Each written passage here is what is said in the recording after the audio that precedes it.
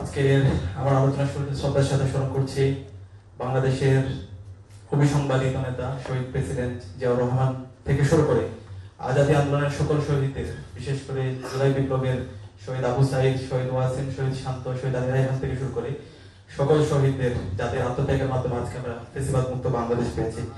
আজকের দিনটি খুবই গুরুত্বপূর্ণ। এতক্ষণ ধরে আমাদের বিদগ্ধ আলোচক বৃন্দ চমৎকার আলোচনা করেছেন। বিপ্লব ও সংহতি আমাদের শেখায় আমাদের শত্রু কারা এবং আমাদের মিত্র কারা। আমাদের ফুয়াদ ভাই চমৎকারভাবে আমাদের আলোচনা করেছেন। আমরা যদি দেখি যে জুলাই বিপ্লব হয়েছে, সেই জুলাই বিপ্লবের সাথে বিপ্লব এবং সংহতি যে দিবস, সেই স্পিড আমরা কানেক্ট করতে পারি।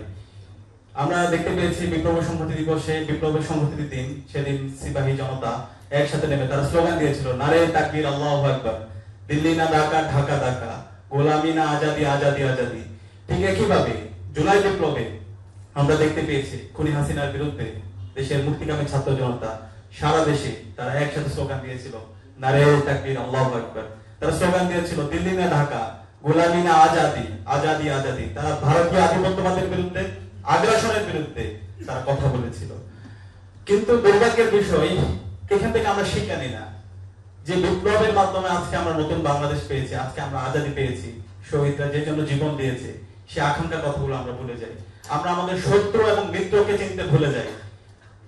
আমাদের এই 7 নভেম্বরের মাধ্যমে মেজর শহীদ প্রেসিডেন্ট জিয়াউর রহমানকে মুক্ত করে সিপাহী জনতা। শহীদ জিয়ার অবদান আজকের এই বাংলাদেশ।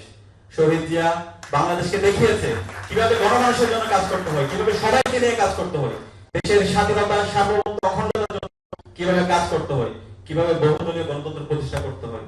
কিন্তু দুর্ভাগ্যের বিষয়, আজকে শহীদ জিয়াকে যারা দালাল আকারে হাজির করেছে, শহীদ জিয়ার বিরুদ্ধে বিভিন্ন ভাবে যারা ব্যঙ্গাত্মক করেছে, তাকে মিলিটারি রুলার হিসেবে সাজিয়েছে, তারাই আজকে বিএনপির বর্বর বন্ধু সাজার চেষ্টা করছে।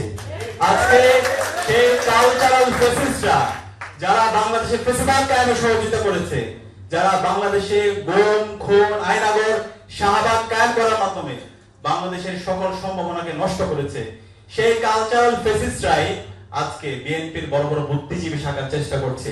আমাদের এই জায়গায় অবস্থান পরিষ্কার, এই কালচারাল ফেসিস্টদের বিরুদ্ধে আমাদের সবার অবস্থান পরিষ্কার করতে হবে। সেটা জামাত হোক, সেটা বিএনপি হোক, সেটা এনসিপি হোক, বাংলাদেশের যত রাজনৈতিক দল হোক, কালচারাল ফেসিবাদের বিরুদ্ধে আমাদের লড়াই সংগ্রাম জারি রাখতে হবে।